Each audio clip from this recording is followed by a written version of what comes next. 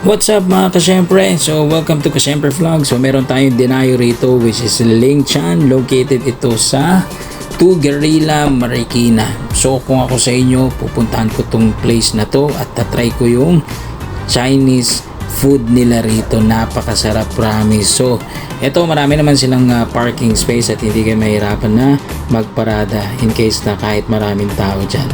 So let's go inside. So yun, so pagpasok pa lang, napakaganda na ng ambience na makikita nyo. Very cozy yung restaurant, no? And to think na malawak siya, buti na lang walang masyadong customer, walang pila sa labas. Although makikita nyo naman yung parking space kanina is marami na talaga rin yun. Buti na lang merong lumabas na customer, so park naman kami ng mabilis, hindi na kami nagantay. So ito yung buong place, no, na makikita nyo. So may talagang wala akong masabi. Siguro sa presyo ng pagkain dito, tapat lang, hindi naman siya ganun na mahal, and at the same time babayaran mo rin kasi yung ambience and yung cleanliness ng lugar. So isa ito sa mga nagustuhan namin, na kailangan syempre malinis yung kakainan ninyo, di ba mga kasyempre? So kung ako sa inyo, why don't you go ahead and visit the place, visit the restaurant, try it. Okay, kung ikaw yung mga tipong mahilig sa Chinese food, then it's a must, no, for you to try this. So ito naman yung kanilang menu. Hindi ko alam kung makikita nyo yung mga prices nila dyan. Again, it's very affordable. Hindi siya mura, but it's very affordable, no? So dito pa lang sa mga pictures, very enticing na yung kanilang mga pagkain, right? So marami kang pagpipilian na pagkain dito, yun ang masasabi ko.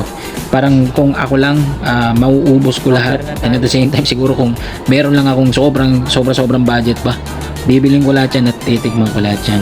However, so since tayo naman hindi naman kakain ng lubos-lubusan, so ito yung unang dumating. So si Faye nag-order ng kanyang spare ribs, tausi with spare ribs. Tapos ito yung sa akin, yung spicy na lingnam beef wonton. This costs 380 pesos. So spicy to, nakahiwalay yung kanyang soup, no, yung kanyang sabaw. Masasabi ko is masarap siya dahil hindi siya yung typical na matitikman mo from other Chinese food restaurant. So para sa akin, okay siya. And at the same time, yung kanyang pinaka wonton, yung vegetable is very fresh. The noodle itself is, alam mo na talagang handmade siya, no? I mean, ano ba tawag yun? Basta sariling gawa nila. Tapos tinikman ko na rin yung tausi spare ribs. Sarap din. Tapos yung serving niya, yung tausi spare ribs kasi is as far as I can remember, 260 lang. Pero hindi nga naubos ni Faith kasi madami. So ginawa ko, kinain ko yung iba para matikman ko rin. Actually, sa sobrang lambot nga nung karne ron sa spare ribs, ano siya akalain mong parang seafood, no? Tapos yung iced tea nila, ito itong red iced tea. So tama lang yung tamis. Normally pagka ginagawa namin, pagka sa iced tea nilalagyan namin ng tubig kasi nga matamis, pero ito sakto lang. So ayan, so try na natin ito. Syempre pa chopstick, di ba? Minsan lang naman tayong magkumain ng Chinese food. So eto, ewan ko, judge nyo na lang ako kung marunong ba talaga ako mag chopstick. Pero para sa akin, siguro naman kasi na kukuha ko naman yung mga maliliit, no, using the chopstick. So I think pwede na akong masabihan na gumagamit ng chopstick talaga, di ba? And so ito yung wonton, yun, napakasarap talaga, the best, hindi na masasabi ko. So titikman din natin yung tausi, no, na tausi spare ribs. Sabi ko sa inyo, marami yung kanilang serving. Actually yung tausi spare ribs na yan, good for 2 people, no.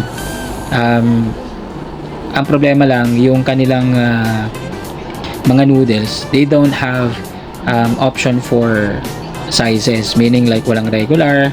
So lahat siya isang size lang. I mean, yan, kung malaki siya, So, yun na yun. Yun na yung size nun.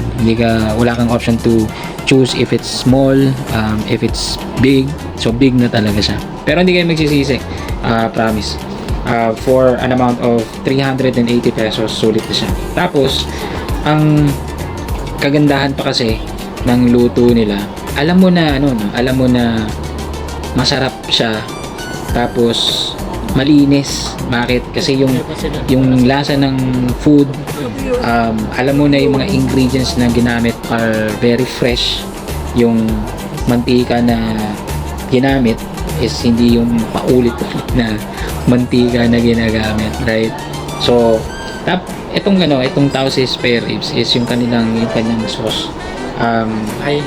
Malapot siya. So, nasasabi ko, again, masarap.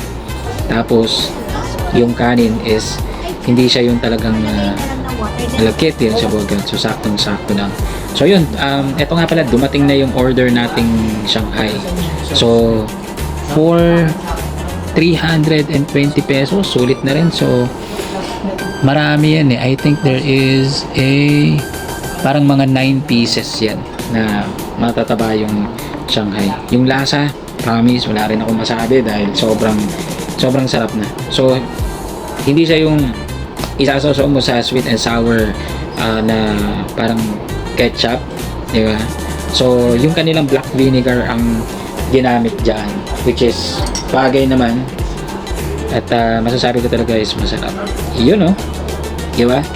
Actually, yan na ginastos namin dyan is 1,134 yung overall na total nung kinain namin. So, meron kaming beef wonton, tapos merong Tausi spare ribs, tapos may Shanghai, and then at the same time, meron ding red iced tea. So, marami pa silang dyan, available na food na pwede nyong pagpilian. So, ayun na nga, mga kasyempre. So, very satisfied customer tayo. So, again, yan ang Ling Chan here in Marikina. So, go ahead and try to visit the place. Thank you.